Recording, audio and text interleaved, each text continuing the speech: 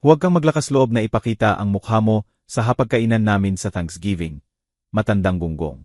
Sumabog ang aking manugang na babae. Pinapaalis ako sa bahay na binili at binayaran ko sa loob ng maraming taon. Ngumiti lang ako, kinansela ang bawat sentimo ng kanilang pinansyal na suporta, at nawala. Pagsapit ng madaling araw, binubogbog na niya ang pinto ko na mukhang abo na sa takot. Nagmamakaawa na bawiin ko ang lahat. Bago pakinggan ang kwentong ito, may mahalagang anunsyo kami para sa inyo. Sa kasamang palad, ititigil na namin ang channel na ito at malapit na itong burahin. Kung nais ninyong magpatuloy na makinig sa mga bagong kwento, mag-subscribe sa aming bagong channel na Cold Revenge. Ang link nito ay nasa collaboration section ng video na ito, sa description, at sa comments. Salamat sa inyong pansin. Ako si Walter Pierce. 68 anyos na ako at nakatira sa Lake Norman. Mga 45 minutong biyahe hilaga mula sa Charlotte, North Carolina. Sa loob ng 32 taon, pinamunuan ko ang kusina ng Kaolina Table, isa sa pinakamagagandang restaurant sa lungsod. 5 taon na akong retirado. Akala ko gagastusin ko ang aking mga huling taon sa pangingisda, paggawa ng sariling pain, at marahil sa wakas ay mababasa ko na ang aking koleksyon ng mga lumang cookbook. Simpleng kasiyahan para sa simpleng tao. Pero may iba palang plano ang buhay. O sa halip, ang aking manugang na babae.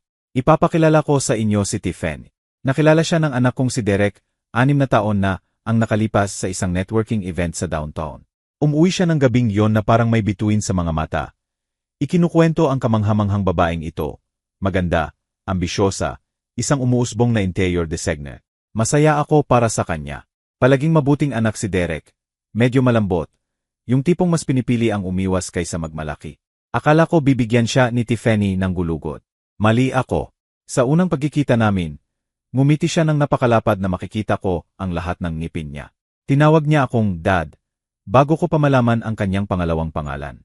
Pinuri niya ang pagkain ko, tinanong ang tungkol sa karera ko, tumawa sa mga biro ko. Klasikong unang impresyon. Nakakita na ako ng sapat na tao sa buhay ko para malaman kung kailan may papel na ginagampanan ang isang tao. Pero masaya si Derek, kaya nanahimik ako. 2 taon pagkatapos, nagpakasal sila. Maliit na seremonya, walang labis. Ako ang nagbayad ng karamihan, syempre. Si Gretchen, ang ina ni Tiffany, babaeng makakahanap ng depekto kahit sa paglubog ng araw. Walang ambag kundi opinyon. Dapat yon na ang unang tunay kong babala. Pagkatapos ng kasal, tinanong ako ni Derek kung pwede ko silang tulungan pansamantala sa tirahan. Hanggang makabangon sila, sabi niya. May utang sa negosyo si Tiffany. Mahira ang market. Kailangan nila ng bagong simula. Kaya binili ko sila ng bahay. Hindi ibinigay, binili. Isang 4 na kwartong kolonyal sa Mears Park. Isa sa pinakamagagandang barangay sa Charlotte.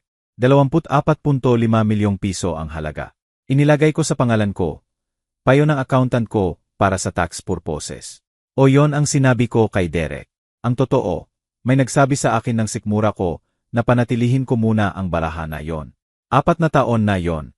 Mula noon, ako ang nagbabayad ng kanilang buwan ng hulog. Isa-isa 0. 000 piso kada buwan, ang insurance ng bahay, ang kuryente at tubig, at kahit paano napasok din sa account ko ang credit card ni Tiffany.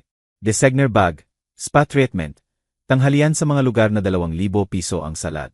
Pinanonood ko ang mga statement na dumadami at walang sinabi. Mga 260,000 hanggang 300,000 piso kada buwan. Halos 12.5 milyong piso sa loob ng 4 na taon. Lahat mula sa retirement account ko papunta sa buhay nila. At ano ang naging kapalit? Mga patakaran. May mga patakaran si Tiffany kung kailan ako pwede bumisita. Hinding-hindi sa weekend. Sa kanila yon. Hinding-hindi nang walang tawag muna. Kailangan niyang maghanda. Hinding-hindi magtagal. Nakakabagabag ako sa kanya. Pinanonood ko ang pagbabago ng anak ko. Ang batang tumatakbo, dati para salubungin ako pag-uwi ko mula sa trabaho. Ngayon halos hindi na makatingin sa akin. Natatakot siya tuwing itinataas ni Tiffany ang boses. Tumigil na siyang tumawag ng mag-isa. Tanging kapag binapaalalahanan siya ni Tiffany, kadalasang kapag may kailangan sila. Pero pamilya ang pamilya. Yan ang sinasabi ko sa sarili ko, tuwing sumusulat ako ng isa pang tsek. Isang araw bago ang Thanksgiving, nagmaneho ako papuntang Charlotte, dala ang pickup truck na puno ng grocery. 2 pabo, sariwang cranberry, kamote, lahat ng kailangan para magluto ng handaan tulad ng ginagawa ko taon-taon. Isa yon sa tradisyong hindi maagaw ni Tiffany sa akin. O akala ko, dumating ako sa driveway nila bandang tanghali. Maganda pa rin ang bahay, gaya ng dati. Si Tiffany, gustong-gusto ang professional landscaping. Nasa akin din ang bayad. Hindi ko pa nararating ang hagdan nang bumukas ang pinto. Naka-yoga pants at cashmere sweater si Tiffany.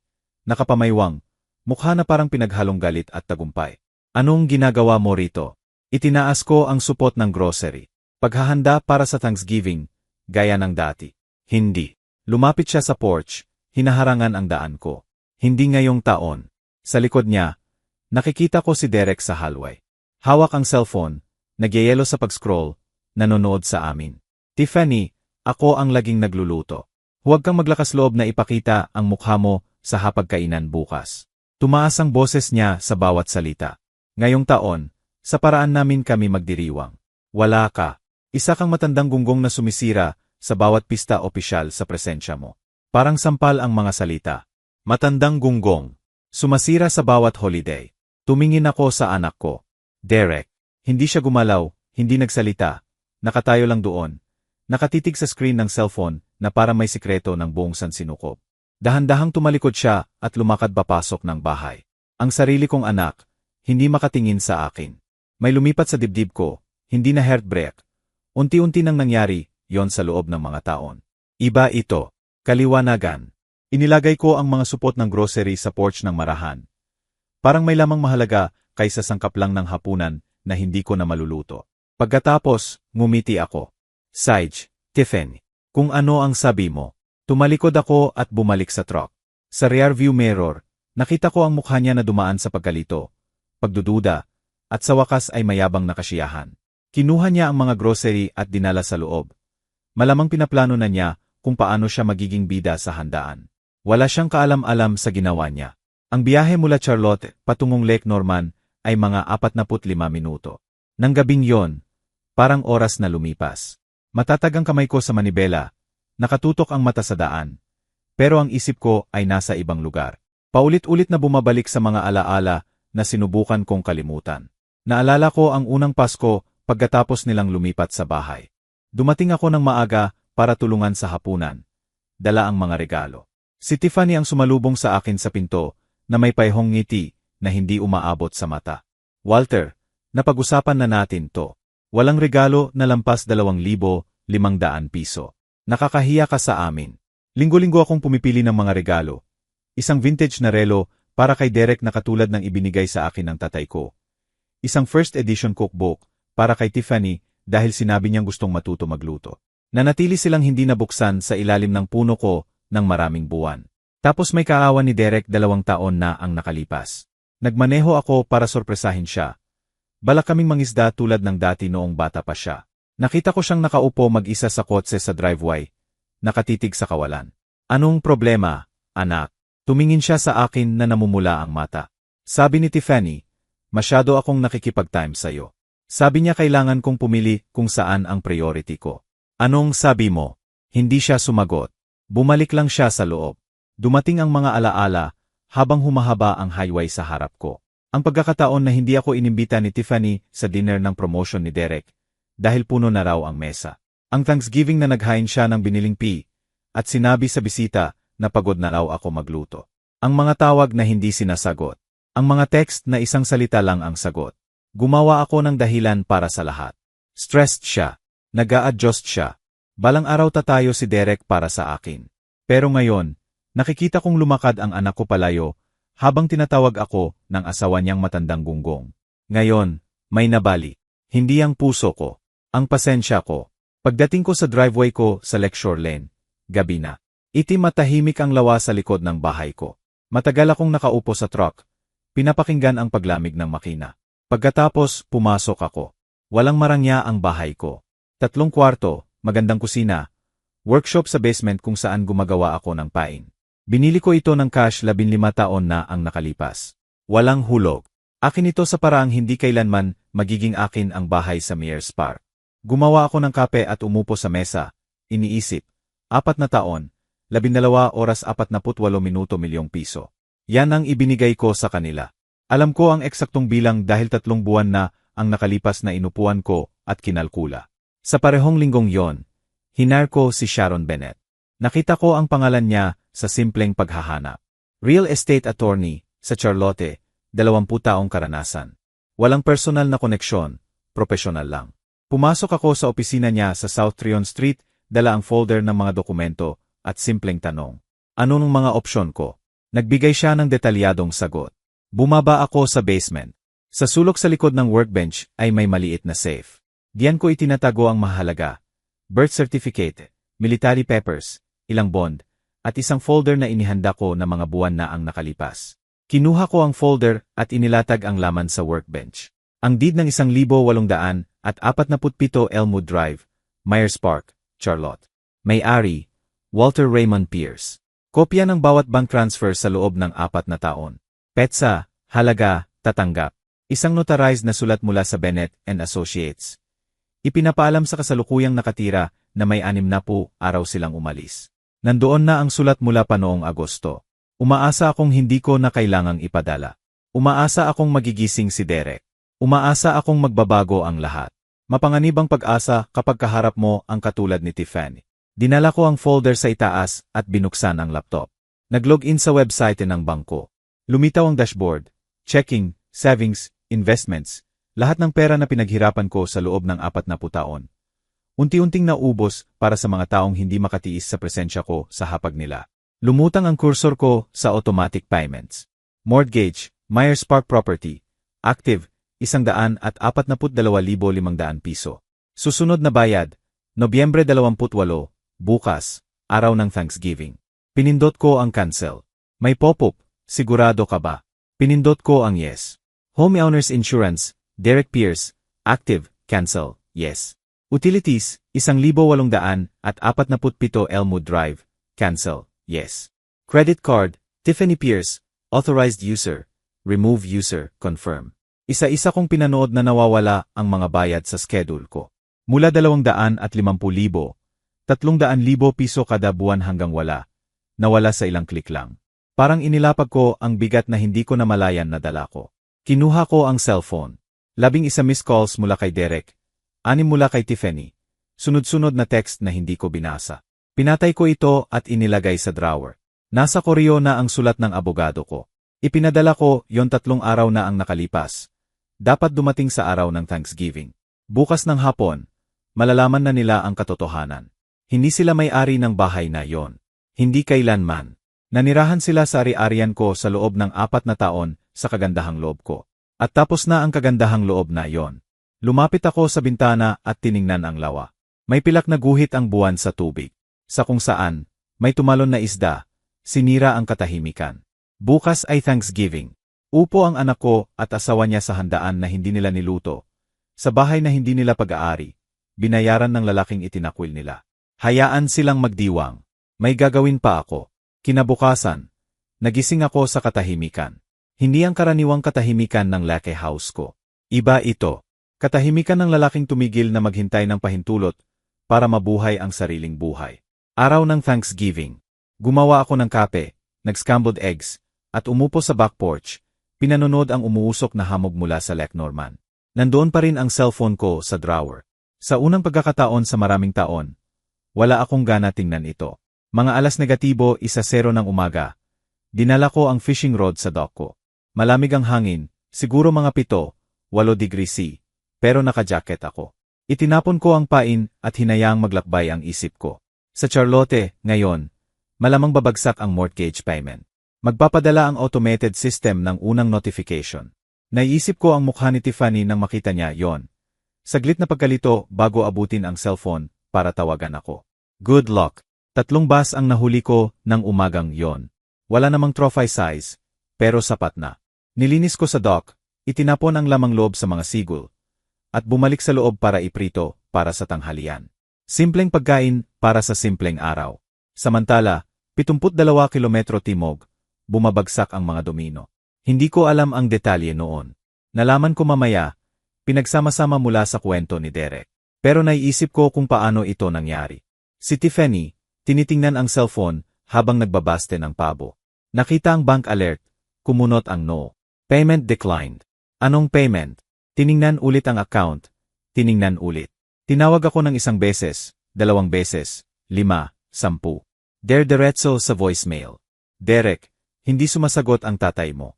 Siguro sumiko lang si Derek. Sanay na siyang hindi makialam. Hayaan na si Tiffany. Pero pagdating ng gabi, ang pagkalito ni Tiffany ay naging iba na. Naglogin siya sa bank portal at nakita ang katotohanan. Hindi declined ang bayad. Sinadya itong kanselahin mula sa akin. Tiningnan ang insurance, canceled. Utilities, canceled. Ang credit card na 3 beses na niyang na-maximize ngayong taon, tanggal na sa account ko. Naisip ko siyang nakatayo sa kusina, napapalibutan ng natirang pagkain ng Thanksgiving. Namumutla nang realize na natigil na ang gripo ng pera. Derek, may problema tayo. Sa bahay ko naman, tinatapos ko ang isda at nilalagyan ng malamig na beer. Naisip kong buksan ang cellphone para tingnan kung ilang mensahe na ang naipon. Pero mas mabuti palang dahan-dahang lasapin. Kinabukasan, nagmaneho ako sa bayan para bumili ng mga kailangan. Dumaan sa hardware store, grocery, bait shop. Nakipagkwentuhan kay Nancy Coleman, kapitbahay ko, na nagtatanong kung may pamilya akong dadalaw sa holiday weekend. Hindi ngayong taon, Nancy. Ako at ang lawa lang. Sayang naman. Dapat magkasama ang pamilya. Ngumiti ako. Minsan, kailangan munang matuto ng pamilya kung ano talaga ang ibig sabihin ng magkasama. Nagtataka siya, pero hindi na nagtanong. Mabuting babae si Nancy. Alam niya kung kailan dapat manahimik. Pag-uwi ko, tiningnan ko ang security camera sa front porch na ininstall ko noong nakaraang tag-init. May notification ng activity. May dumating na kotse sa driveway ko bandang -2:00 ng hapon, habang wala ako. Silver SUV, kots ni Tiffany. Pinanood ko ang footage. Bumaba siya, lumapit sa pinto, kumatok, naghintay, kumatok ulit ng malakas, tumingin sa bintana, lumibot sa gilid ng bahay, bumalik, kumatok isa pang beses. Pagkatapos nakatayo ng buong minuto, nakapamaywang, bago bumalik sa kotse at umalis. Galit ang mukha niya, mabuti. Sumunod na mga araw, pareho ang pattern. Bawat umaga, tinitingnan ko ang kamera at may bagong footage. Kotse ni Tiffany, kotse ni Derek, tapos pareho silang dumating. Kumatok sila, tumingin sa bintana, tinawag pa nga ang pangalan ko. Nandoon ako sa buong oras. Hindi lang ako sumagot. Sa 3 araw pagkatapos ng Thanksgiving, dumating silang magkasama. Pinanood ko mula sa upstairs window habang bumaba sila at lumapit sa bahay. Mabilis ang pagsasalita ni Tiffany, kumikilos ang kamay. Sumusunod si Derek sa likod. Nakayuko ang balikat na parang batang dinadala sa opisina ng prinsipal. Binubogbog niya ang pinto. Walter, alam naming nandito ka. Nandoon ang kots mo. Nakatayo ako sa bintana, may kape sa kamay, pinanonood. Nakakatawa ito. Malinaw na narinig ko ang boses niya sa salamin. Hindi mo kami pwedeng balewalain. Pamilya tayo. Pamilya. Nakakatawang salitang galing sa kanya. May sinabi si Derek na hindi ko narinig. Biglang lumingon si Tiffany sa kanya. Sumigaw. Natakot si Derek, ang pamilyar na pagkakunyapit na nakita ko ng daan-daang beses. At umurong siya. Nag-away sila ng ilang minuto sa porch ko. Pagkatapos, itinaas ni Tiffany ang mga kamay at naglakad babalik sa kotse. Nagtagal si Derek, tinitingnan ang bahay. Saglit akong naisip na nakita niya ako sa bintana.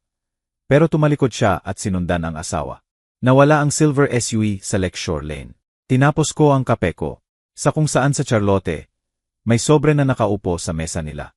Ang sulat mula sa Bennett and Associates. Malamang nakita na nila. Malapit nang matapos ang paghihintay. Natagpuan nila ang sulat noong Lunes. Alam ko dahil nakontak na ako ni Derek. Hindi sa telepono, kundi sa text. Sandali kong binuksan ang cellphone para tingnan ang mga mensahe. At naroon na. Sunod-sunod na text mula sa kanilang dalawa. Pero ang isa mula kay Derek ang nakakuha ng pansin ko. Dad, may sulat kami mula sa isang abogado. Ano to? Pakikalmahan mo ba ako? Hindi ako tumawag, pero binasa ko ang iba. Ang mga mensahe ni Tiffany ay parang obra maestra ng pagtataas ng tono. Ang una, halos magalang pa. Walter, may error sa bangko. Pakikalmahan mo kami. Pagkatapos nag-aalala kami sa'yo. Bakit hindi ka sumasagot? Pagkatapos demandante. Hindi nakakatuwa to. Tumawag ka na. Pagkatapos banta. Kung hindi ka sasagot, tatawagan namin ang pulis para sa wellness check. Ngumiti ako roon. Siege lang. Makikita ng pulis ang isang malusog na 68 anyos na lalaking tinatamasa ang retirement. Anong krimen yon? Ang mga text ni Derek ay iba.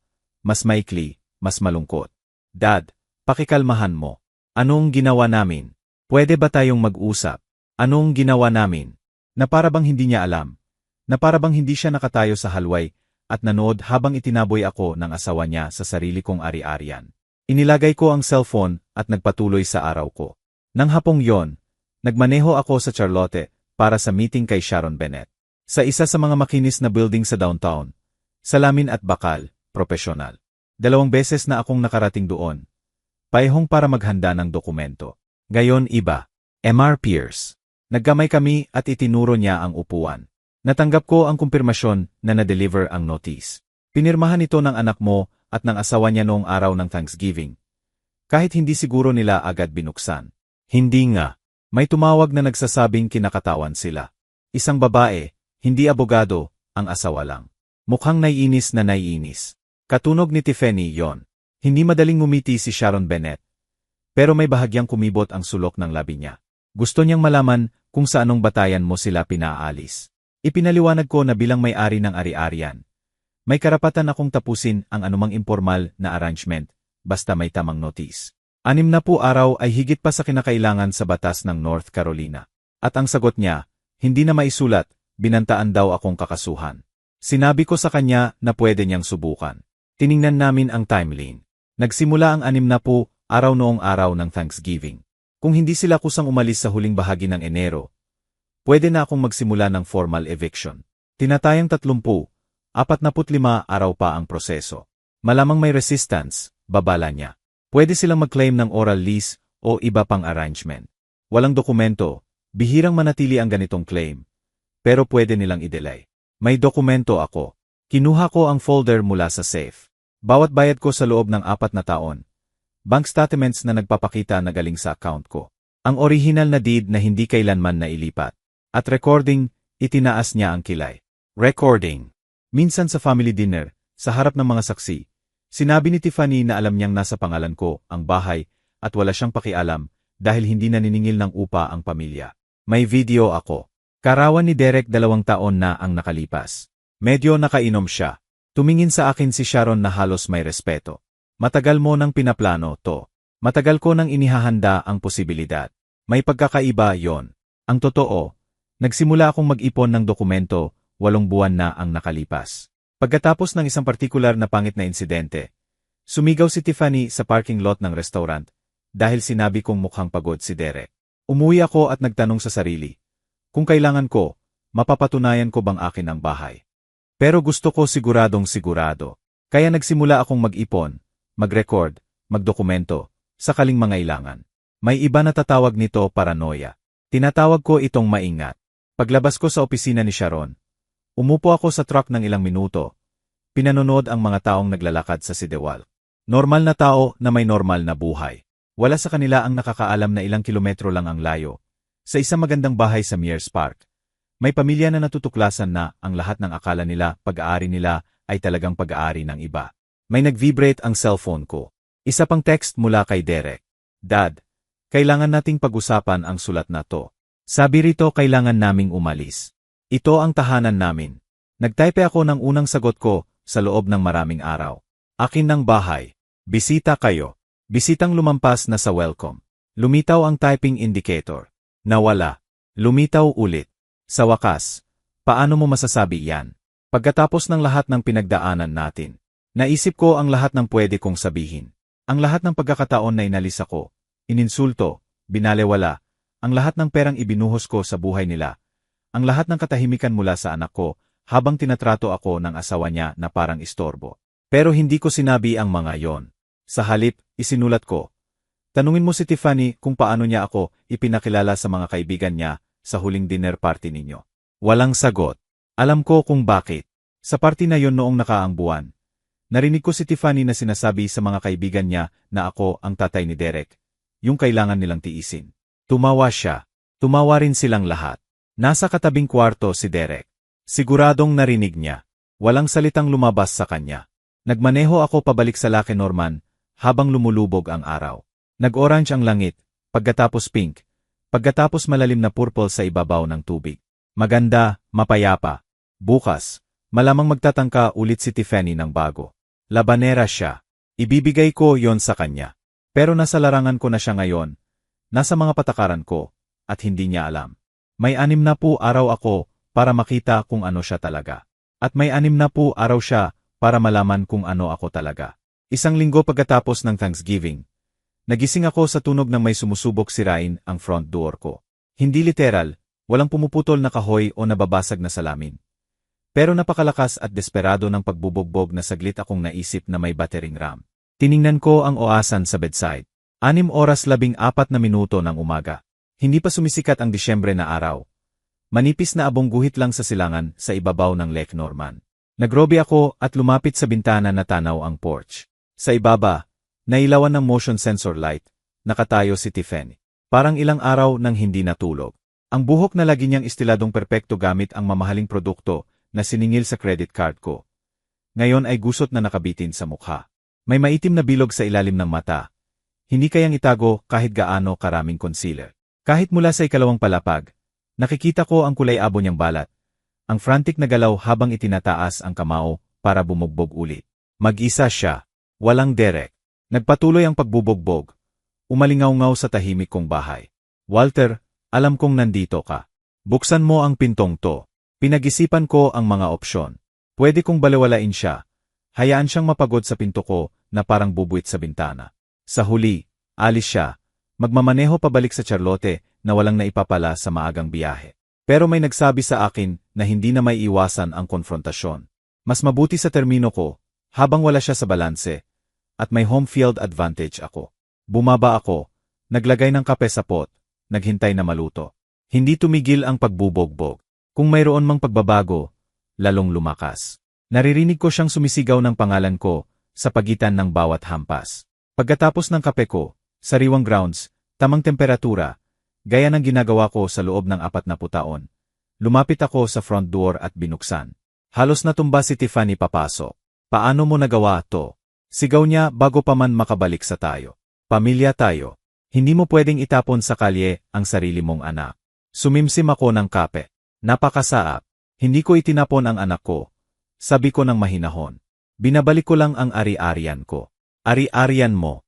4 na taon na kaming nakatira roon. May buhay na kami roon. Sa bahay na hindi mo pag-aari. Sa pera na hindi mo pinaghirapan. Tinitigan niya ako. Gumagalaw ang bibig pero walang lumalabas na salita. Pagkatapos nagsimulang tumulo ang luha. Nakakita na ako ng umiyak na Tiffany sa family gathering kapag gusto niya ng simpatiya. Sa mga away kapag kailangan niyang manalo. Iba ang mga luha na to. Totoo. Mula sa tunay na takot. Mga 3 segundo, halos naawa ako sa kanya. Walter, pakikalmahan mo. Bumaba ang boses niya sa halos pagpapakumbaba. Nag-init ako. May nasabi akong hindi ko ibig sabihin. Alam mo kung paano ako kapag mainit. Pero sa loob-loob, alam mong lubos kitang pinahahalagahan. Alam mong pareho naming pinahahalagahan ang lahat ng ginawa mo. Inilagay ko ang tasa ng kape sa hall table. Tiffany, tinawag mo akong matandang gunggong. Sinabi mong huwag kong ipakita ang mukha ko sa hapagkainan sa bahay na pag-aari ko. Pinondohan ng pera na pinaghirapan ko. Hindi yon pagkainit. Yon ang katotohanan. Ang katotohanan mo. Pero sa loob ng 4 na taon, tinrato mo akong parang istorbo, parang bangko na may paa. Inihiwalay mo ang anak ko sa sariling ama. Ginawa mo siyang taong hindi na makatingin sa akin. At sa buong panahon na yon, patuloy akong nagbabayad, umaasa na magbabago. Kinuha ko ulit ang kape. Hindi nagbago. Mabilis na natuyo ang luha. Tumigas ang mukha ni Tiffany. Pinalitan ng mas malamig na ekspresyon ang maskara ng dalamhati. Sage, gusto mo bang ganito? Kukuha ako ng abogado. Anak mo si Derek. May karapatan siya. Hindi mo pwedeng palisin kami dahil lang may senior moment ka. Senior moment. Ngumiti ako. Magandang paan ng paglalagay niyan. Pero narito ang bagay, Tiffany. May abogado na ako, magaling na magaling, at sinasabi niya na bilang may-ari. May karapatan akong tapusin ang arrangement natin basta may tamang notice na ibinigay ko na. Lalaban kami. Pwede ninyong subukan. Pero dapat mong malaman na may dokumento ako. Bawat bayad ko sa 4 na taon. Original na deed, bank records, at video mula sa karawan ni Derek 2 taon na ang nakalipas kung saan sinabi mo sa mga kaibigan mo na alam mong nasa pangalan ko ang bahay pero hindi naniningil ng upa ang pamilya. Pinanood ko siyang mamutla. Naalala mo ang usapan na iyon. Nasa katabing kwarto ako. Narinig ko lahat. Matagal kaming walang nagsalita. Ang tanging tunog ay ang pagdiktak ng grandfather clock sa hallway ko. Relo na pag-aari ng tatay ko at ng tatay niya bago pa. Mga bagay na mahalaga, mga bagay na tumatagal. Pagkatapos nagsalita ulit si Tiffany, mas mahina na ang boses. Nabasag na ang tapang. Anong gusto mo? Tinapos ko ang kape at maingat na inilagay ang tasa. Gusto kong pumunta rito ang anak ko at kausapin ako na mag-isa. Walang pagdidikta mo kung ano ang sasabihin. Hindi pupunta si Derek. Kung gayon, may 53 araw kayong maghanap ng bagong matitirhan. Tinitigan niya ako ng matagal. Nakikita ko siyang nagkalkula, nag-iisip ng mga opsyon, estratehiya, ang gulo ng pag-atake. Matalino siya. Ibibigay ko yon sa kanya. Karaniwang matalino ang mga manipulative. Sa wakas, tumalikod siya at lumabas ng walang salitang iba. Pinanood ko ang silver SUV na nawawala sa Lakeshore Lane. Pagkatapos bumalik sa kusina para maglagay ng isa pang tasa ng kape. Natapos na ang unang laban. Pero nagsisimula pa lang ang digmaan. 3 araw ang lumipas bago tumawag si Derek. Nasa workshop ako. Tinatapos ang isang hand-carved crankbite na pinaghirapan ko ng maraming linggo. Nang tumunog ang cellphone. Tiningnan ko ang screen, pangalan ng anak ko. Saglit akong nakatitig lang. Pagkatapos sinagot ko, "Hello, Derek." "Dad." Pagod ang boses niya. Mas matanda sa 38 taon niya. "Kailangan kitang makita." Sumangayon ako, pero mag-isa ka. May katahimikan. Naisip ko siyang tumitingin sa likod. Tinitingnan kung nasa paligid si Tiffany. "Sige," sabi niya sa wakas. Mag-isa. Dumating siya kinabukasan ng hapon. Pinanood ko siyang pumasok sa driveway. Mula sa back porch, ang paihong porch kung saan ko ginugol ang maraming oras nanonood sa lawa. Iniisip ang gulo ng pamilya ko. Mas masahol pa ang itsura ni Derek kaysa noong huli ko siyang nakita. Mas payat, nakayuko ang balikat habang papalapit sa bahay. Para may dalang invisible na bigat. "Dad." Huminto siya sa gilid ng porch, hindi gaanong nagtitigan sa akin. "Umupo ka, anak." Umupo siya sa upuan sa harap ko.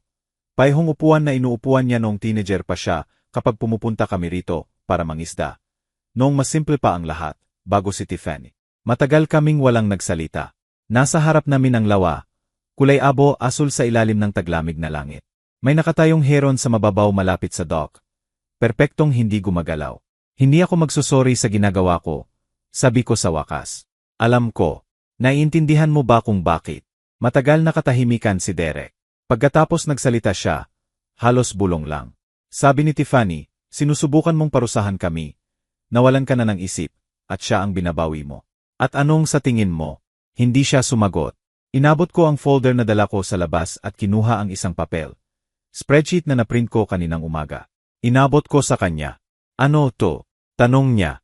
4 na taon ng pinansyal na suporta. Bawat hulog ng mortgage, bawat insurance premium, bawat utility bill, bawat charge sa credit card ng asawa mo, lahat isinama. Pinanood ko ang mukha niya habang iniskan ng mata ang mga numero, mga hulog, insurance, utilities. At sunod-sunod na linya ng credit card charges, spa, designer bag, restaurant bills mula sa mga lugar na may waiting list at wine list. Shopping spree sa mga tindahan na mas mahal ang isa kaysa lingguhang grocery ng karamihan. Namutla siya, hindi lang maputla, kulay abo na parang lumang pahayagan. Nanginginig ng bahagya ang kamay niya nang marating niya ang kabuuan sa ibaba. 12 oras 48 minuto milyon. Natigilan ang boses niya. 600,000 piso, tapos ko. Mga ganun. Bumuka ang bibig ni Derek, sumara. Parang binigyan siya ng balita na manipis lang ang yelo, sa ilalim niya, at malalim ang tubig. Hindi ko alam. Nilunok niya ng mahirap. Hindi ko alam na ganyan kalaki. Hindi ka nagtatanong. Ayaw mong malaman. Mas madali nang hindi alam. Inilagay niya ang papel na parang masusunog siya. Pagtingin niya sa akin, may luha sa mata. Totoong luha, hindi yung gawa-gawa na nakita ko sa asawa niya. "Dad, sorry ako. Ayaw ko ng sorry mo, Derek. Gusto ko lang maintindihan mo ang isang bagay." Lumapit ako. "Ang perang yon, wala akong pakialam sa pera. Sapat na para 3 buhay ang meron ako. Ang pakialam ko ay respeto. At sa loob ng 4 na taon, pinunasan ng asawa mo ang paa sa respeto ko, araw-araw sa sarili kong bahay gamit ang pera mula sa sarili kong bulsa." Hindi niya sinasadya, tahimik pero matigas ang boses ko. Pero pinatigil niya siya. "Huwag kang magdahilan para sa kanya. Ginagawa mo yon sa loob ng 4 na taon. 3, 2, noong nakaraang buwan, noong nakaraang linggo. Kailan matatapos, Derek? Kailan mo titigilan ang pagdepensa sa taong tumatapon sa tatay mo na parang basura? Natakot siya roon. Parehong pagkakunyapit na nakita ko ng daan-daang beses nang itinataas ni Tiffany ang boses sa kanya. Nasira ang isang bagay sa puso ko nang makita ko yon. Hindi kita sinasabing iwan mo ang asawa mo. Tuloy ko. Iyon ang desisyon mo. At kailangan mong mabuhay kasama nito. Pero sinasabi ko sa iyo na tapos na ako. Tapos na sa pagbabayad para sa buhay na hindi ako kasama maliban kapag maginhawa. Tapos na sa panonood sa iyo na nawawala sa taong hindi ko nakilala. Tapos na sa pagkukunwari na maayos ang lahat kung matagal nang sira. Kumalat ang pakpak ng heron sa dock at lumipad. Tumaas sa ibabaw ng lawa sa magandang arko. May desisyon kang gagawin, anak. Pwede kang magpatuloy sa pamumuhay na ganyan, sa bahay na hindi talaga pag-aari mo. Kasama ang babaeng naniniwalang kahinaan ang kabutihan. Nagkukunwaring hindi mo nakikita ang nasa harap mo. O pwede kang magsimula na magtayo ng totoong bagay. Ng bagay na talagang sayo. Tahimik na nakaupo si Derek. Nakikita ko ang mga iniisip sa likod ng mata niya. Mga kalkulasyon, mga pagsubok sa dingding. At kung pipiliin ko siya, tanong niya ng mahina. May lumikot sa dibdib ko. Hindi galit, kundi malalim na pagod na kalungkutan. Kung gayon, mawawalan ako ng anak. Tinitigan ko siya. Pero hindi ko mawawala ang respeto ko sa sarili. Humaba ang katahimikan sa pagitan namin.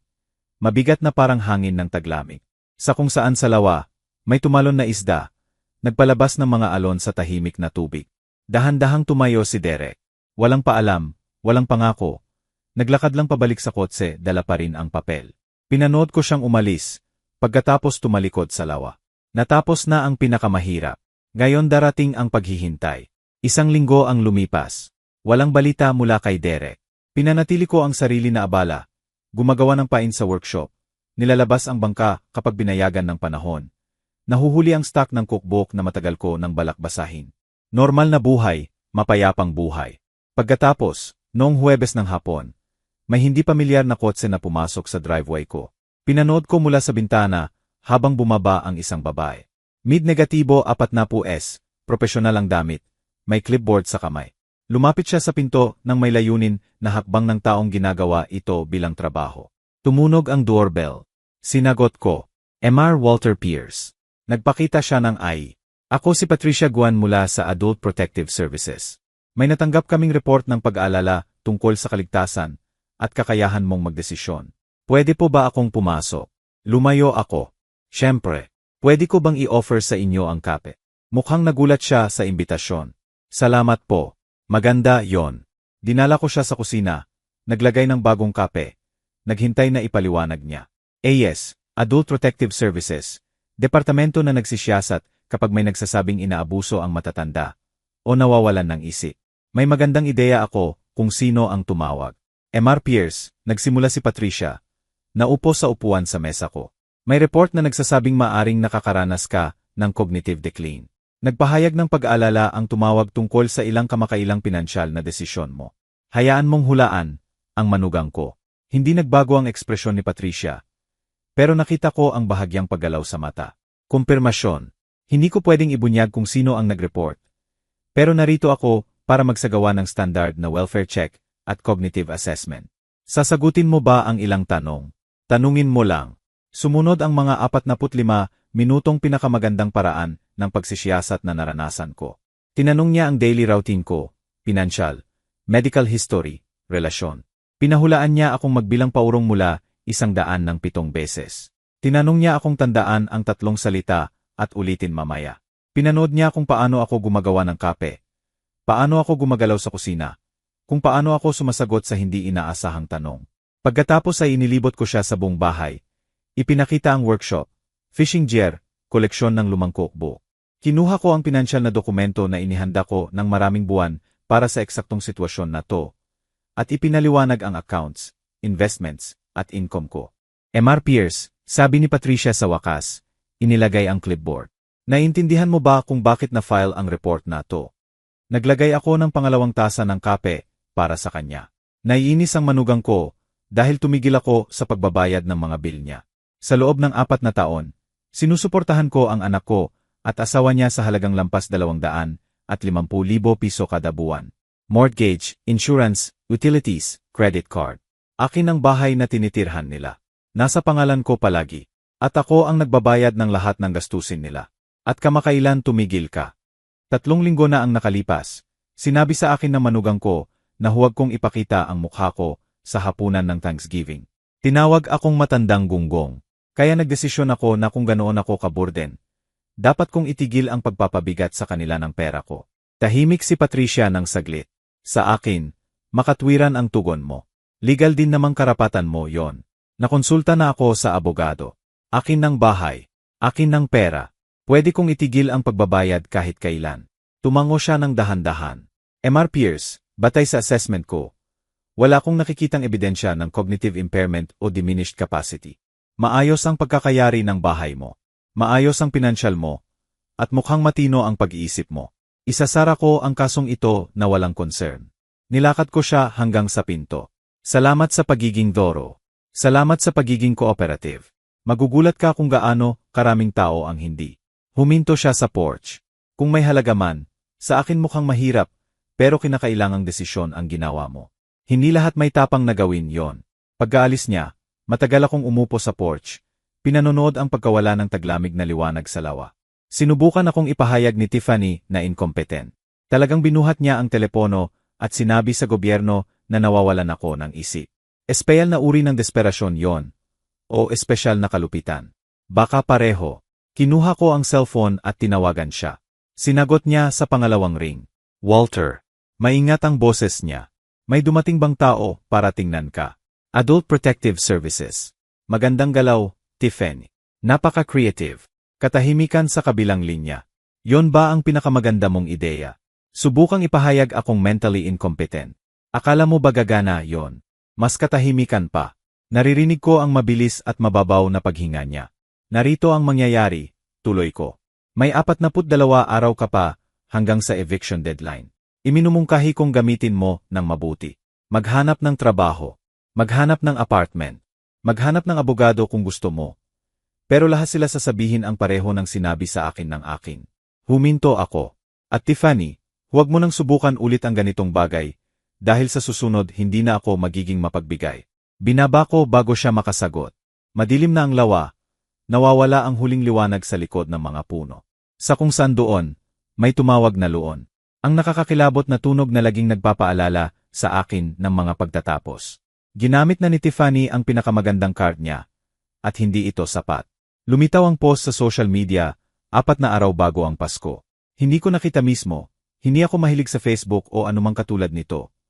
Pero dumating si Nancy Coleman ng gabing yon dala ang tablet at may pag-aalalang ekspresyon. Walter, kailangan mong makita to. Inabot niya sa akin ang tablet.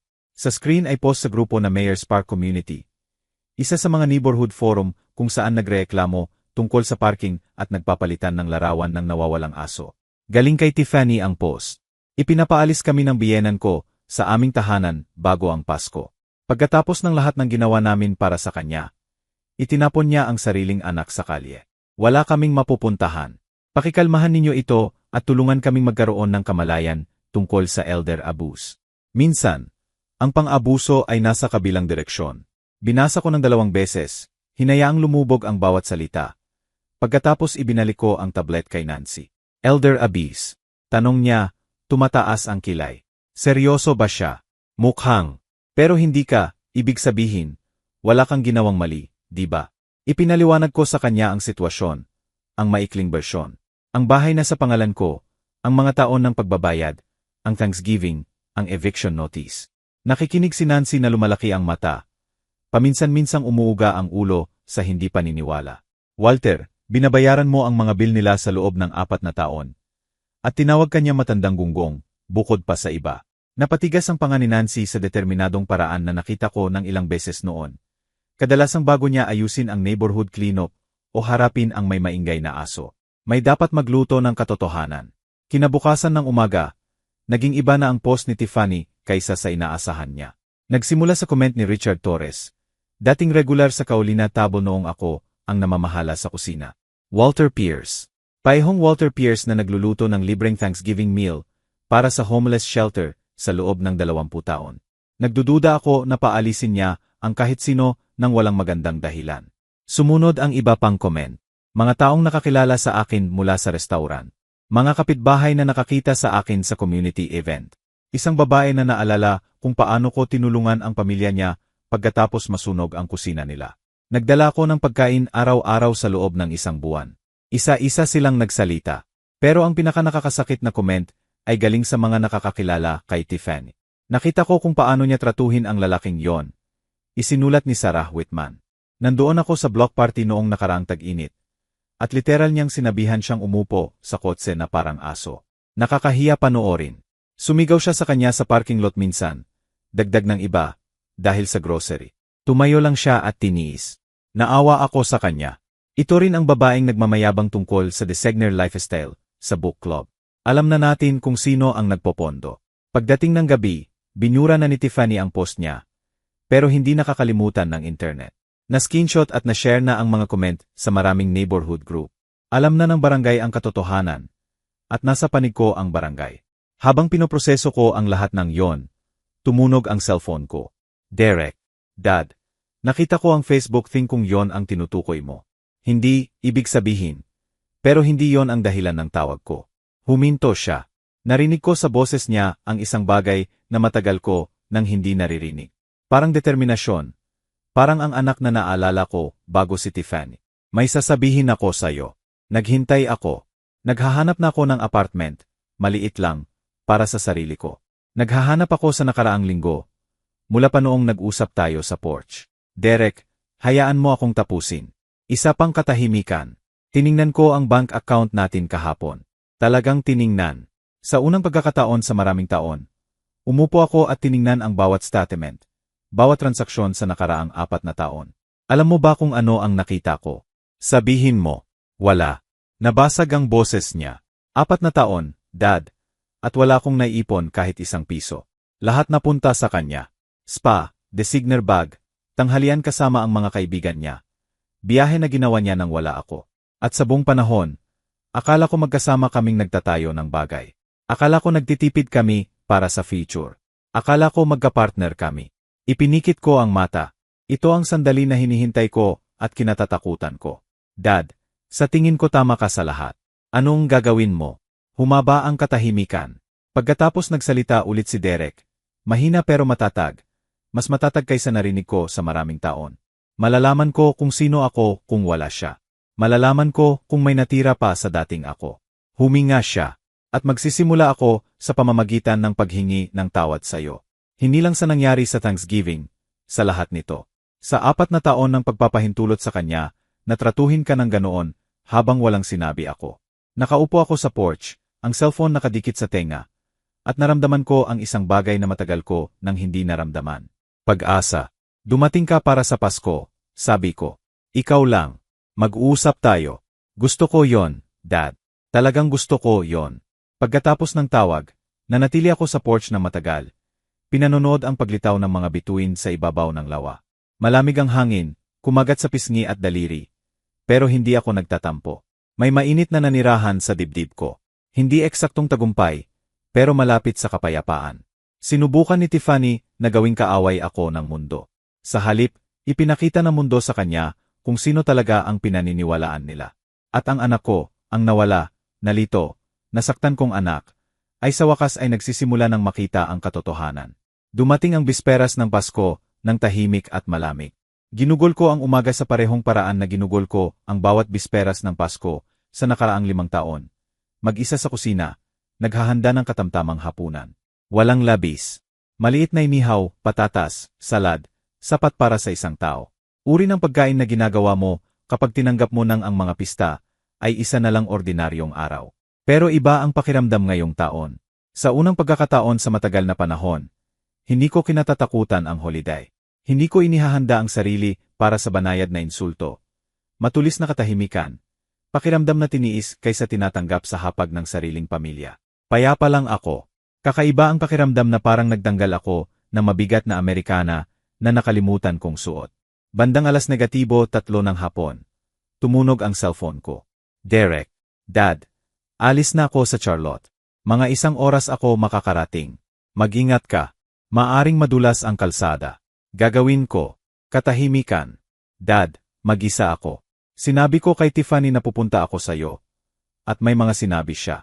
Mga pangit na sinabi, sa totoo lang. Pero umalis ako pa rin. Unang beses na ginawa ko, yon sa matagal na panahon. May lumuwag sa dibdib ko. Kita mamaya, anak. Dumating siya habang lumulubog ang araw. Pininturahan ang lawan ng orange at pink. Pinanood ko mula sa bintana habang bumaba siya sa kotse. Walang maleta, walang regalo, siya lang. Tumayo siya sa driveway ng saglit. Tinitingnan ang bahay na parang unang beses niyang nakikita. Pagkatapos lumakad patungo sa pinto ng tuwid ang balikat. Sinalubong ko siya sa porch. Hindi kami nagyakapan. Hindi kami pamilya na mahilig magyakapan. Pero may dumaan sa pagitan namin. Isang pagkilala, bagong simula, o baka lumang simula na naalala. Pasok ka, sabi ko. Halos luto na ang hapunan. Umupo kami sa mesa ng kusina ko. Ang paehong mesa kung saan ako kumakain mag-isa sa maraming taon. At nagbahagi ng pagkain sa unang pagkakataon sa matagal na panahon. Tunay na usapan, walang pag-iingat sa bawat salita. Walang pagtingin sa reaksyon ni Tiffany sa bawat salita. Walang tensyon na nakabitin sa hangin na parang usok. Pagkatapos ng hapunan, lumipat kami sa saladala ang mga tasa ng kape. Sumasalpok ang apoy sa fireplace. Nagpapalabas ng sumasayaw na anino sa dingding. Sa labas, nagsimulang mag-ulan ng unang snowflake ng season. Dinuduyan ang leke house ng puti. Nag-file ako ng divorce, sabi ni Derek. Nakabitin ang mga salita sa pagitan namin. Maingat kong inilagay ang tasa ng kape. Kailan? Kahapon. Naghira ko ng abogado. Tunay na abogado, hindi isa sa mga kaibigan ni Tiffany sa book club. Magiging handa ang papeles pagkatapos ng holiday. Tiningnan ko ang anak ko. Talagang tiningnan ko siya sa unang pagkakataon sa maraming taon. Iba na siya. Pagod. Pero may iba pa. May tuwid na likod na matagal ko nang hindi nakita. May kalinawan sa mata. Bakit? Tanong ko. At gusto ko ang tunay na sagot. Hindi yung sa tingin mo gusto kong marinig. Matagal na tinitigan ni Derek ang kape. Pagkatapos ipinakita mo sa akin ang mga numero. Ang spreadsheet ng lahat ng binayaran mo para sa amin. Hindi ko matigilan ang pag-iisip nito. 12.5 milyong piso, Dad. At hindi ko man lang nasabi ang salamat. Hindi ko man lang pinagtanggol ka. Nang tratuhin ka ni Tiffany, natigilan siya, umuuga ang ulo. Nang tratuhin ka ni Tiffany na parang dumi. Nang tawagin ka ng pangit. Nang gawing hindi welcome ka sa bahay na pag-aari mo. Sa hapunan na binayaran mo. Sa holiday na pinondohan mo. Nabasag ang boses niya. Pinayagan ko siyang gawin lahat ng yon. Tumayo lang ako at nanood na parang duwag. At sinabi ko sa sarili ko na mas madali nang hindi makialam. Sumalpok ang apoy, nagpalabas ng mga spark sa chimney. Pagkatapos ng Thanksgiving, nagsimula akong magbayad ng pansin. Talagang magbayad ng pansin. Napansin ko kung paano niya ikinukwento ka kapag wala ka. Ang matandang lalaki, ang tatay mo, hindi kailanman sa pangalan mo, na parang burden na kailangang pag-usapan, hindi tao. Napansin ko rin kung paano niya ako ikinukwento, na hindi ako sapat na ambisyoso. Hindi sapat ang kinikita, hindi sapat ang magaling. Tumawa siya ng mapait. Nakakatawa kung paano mo titigilan ang pakikinig kapag sinanay mo ang sarili mong hindi makinig. At ngayon, naririnig ko na lahat. At hindi ko gusto ang naririnig ko. Sa wakas ay tiningnan niya ako sa mata. Ayaw ko nang maging ang taong naging ako. Dad, ang tumitingin palayo. Ang tumatahimik kapag dapat magsalita. May gulugod ako dati. Gusto kong mahanap ulit yon. Matagal kaming tahimik. Pinanonood ang pag-ulan ng snow sa labas ng bintana. Ito ang pinakatapat na usapan na nagkaroon kami sa loob ng maraming taon. Baka kailanman. Ano ang bahay? Tanong ko sa wakas. Ang isa sa Charlotte. Yon ang gusto kong pag-usapan natin. Inilagay ni Derek ang kape. Dad, anong gusto mong gawin dito? Pinag-isipan ko ang tanong na to. Sa loob ng linggo, pinag-isipan ko ito mula sa bawat anggulo na parang isa sa mga pain ko. Anong gusto mo? Tanong ko. Gusto kong magsimula ulit. Malinis na simula. Walang pamumuhay sa bahay na hindi talaga akin. Nagkukunwaring iba ako. Huminga siya. Pero gusto ko rin. Gusto kong kumita ng sarili ko. Sa unang pagkakataon sa adult life ko, gusto kong malaman na akin talaga ang meron ako. Tumango ako ng dahan-dahan. Kung gayon, yon ang gagawin natin. Bago siya umalis ng gabing yon, huminto si Derek sa pinto. Dad, anong mangyayari ngayon kay Tiffany? Sa eviction. Tiningnan ko ang snow-covered na lawa. Ang mapayapang kadiliman ng bisperas ng Pasko. Ngayon, malalaman niya kung ano ang pakiramdam na mabuhay ng walang ibang nagbabayad para sa mga pagkakamali niya. Mabilis ang lumipas na mga linggo pagkatapos ng Pasko. Nakahanap si Derek ng maliit na apartment malapit sa opisina niya. Walang labis, isang one-bedroom na tanaw ang parking lot. Pero sa kanya, pinirmahan niya ang lease gamit ang sariling pera, nilagyan ng second-hand na muebles, at sa unang pagkakataon sa 4 na taon, siya na ang nagbabayad ng sariling bill. Pinanood ko ang pagbabago ng anak ko. Hindi dramatic, walang biglang pagbabago ng personalidad, walang overnight miracle, pero dahan-dahan, matatag, naging iba siya, taong nagtitigan sa mata ng kausa. Samantala, sa bahay sa Elmwood Drive, gumuho ang lahat. Nag-hire si Tiffany ng abogado. Ilang murang abogado na nangako na lalaban sa eviction. Pero wala talagang malabanan. Nasa pangalan ko ang bahay. Palagi nang nasa pangalan ko. Ginawa ni Sharon Bennett na bulletproof ang lahat ng papeles. 2 linggo sa Enero, tumawag si Sharon. Mr. Pierce, malapit na ang voluntary eviction deadline. Walang indikasyon si Mrs. Pierce na alis. Gusto mo bang ituloy ko ang formal eviction filing? Bigyan mo siya ng 3 araw pa, sabi ko. Pagkatapos, ang tawag na natanggap ko 2 araw pagkatapos ay galing kay Derek. Nag-iimpake na siya, Dad. Dumaan ako sa bahay kaninang umaga at may mga kahon sa bakuran. Mukhang tinatanggap na niya ang katotohanan. Sa saan siya pupunta? Sa ina niya sa Raleigh. Sa saan pa? Huminto siya. Dad, gusto kong naroon ako. Kapag umalis siya, sa tingin ko kailangan kong makita.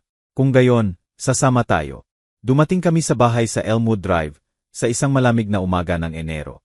Kulay abo ang langit, nanganganib ang snow, at matalim ang hangin na sumasakit sa baga. Nasa driveway ang silver SUV ni Tiffany, puno ng kahon. May dala siyang maleta palabas ng pinto nang makita niya kaming dumating. Huminto siya. Nakalimutan ang maleta sa kamay. Bumaba ako sa truck. Bumaba si Derek sa passenger side. Nakaupo kami sa driveway ng bahay na pag-aari ko.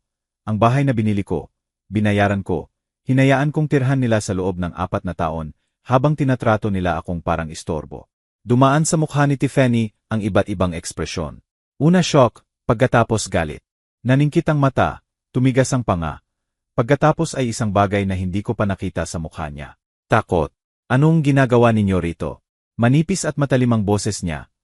Wala nang bakas ng confident na babaeng sumigaw sa akin 2 buwan na ang nakalipas. Akin ang bahay, sabi ko ng simple. Naisip kong tingnan ito. Tumingin siya kay Derek. Derek, sabihin mo sa kanya umalis. Harassment to. Pero hindi gumalaw si Derek, hindi nagsalita. Nakatayo lang doon nanonood sa kanya na may ekspresyon na hindi ko mabasa. Derek, tumaas ang boses niya. Sabihin mo. Nasabi ko na ang lahat ng kailangan kong sabihin. Sagot niya ng mahina. Sa divorce papers. Gumuho ang mukha ni Tiffany. Saglit, tuluyang nawala ang maskara. Sa ilalim ay may maliit, takot, at pangit na bagay. Kasalanan mo to. Hising niya sa akin. Nilason mo siya laban sa akin. Sinira mo ang lahat. Naglakad ako lampas sa kanya, pataas sa porch steps hanggang sa front door ng bahay ko. Kinuha ko ang susi at binuksan ang pinto. Tiffany, sabi ko, lumingon sa kanya. Hindi ko sinira ang kahit ano. Tinigil ko lang ang pagbabayad nito. Nakaupo siya sa driveway, napapalibutan ng kahon. Nanonood habang pumasok kami ni Derek sa bahay. Narinig ko ang pagsindi ng kotse niya ilang minuto pagkatapos. Pagkatapos ang pagragasa ng gulong habang umalis siya. Pupunta siya sa bahay ng ina niya sa Raleigh. Wala na sa buhay namin. Ginugol namin ni Derek ang hapon sa paglalakad sa walang laman na kwarto. Gumagawa ng notice kung ano ang kailangang ayusin. Kakailanganin ng bahay ang trabaho, pero ayos lang. May oras ako. Sa kusina. Paihong kusina kung saan sumigaw si Tiffany na layuan ko ang hapunan ng Thanksgiving niya. Huminto ako at tiningnan ang paligid. Alam mo ba kung ano ang nakakatawa? Sabi ko kay Derek. Ano? Akala niya ginagawa niya akong pabor. Hinahayaan akong maging bahagi ng pamilya niya. Tiniis ang presensya ko sa bahay niya. Ikiniskis ko ang kamay sa counter. Pero hindi kailanman naging bahay niya to. Hindi kailanman naging buhay niya ang kontrolin. Tahimik si Derek ng saglit. Sorry ako, Dad, sa lahat nito. Alam ko, anak. Tiningnan ko siya at nakita ang batang pinalaki ko. Pero hindi sorry ang gusto ko mula sa'yo. Anong gusto mo? Ngumiti ako. Gusto kong dumating ka sa Thanksgiving ngayong taon dito, sa bahay na to. Magluluto ako ng pabo. Kakain tayo ng hapunan ng magkasama. Tayo lang dalawa. Kumislap ang mata ni Derek. Gusto ko yon, Dad. Inilok namin ang bahay at naglakad pabalik sa truck ko. Nagsimulang magliwanag ang kulay abo na langit. Nagpapasok ng taglamig na sikat ng araw.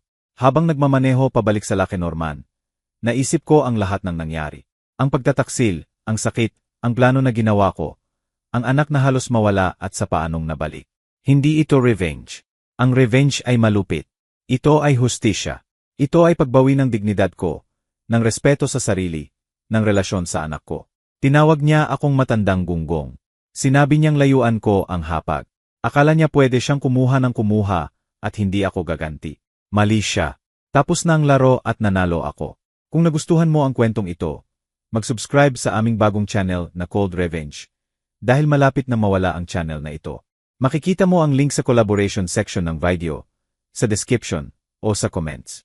Mag-subscribe para hindi mo kami mawala at makapagpatuloy na makinig sa mga kawili-wiling kwento tungkol sa revenge.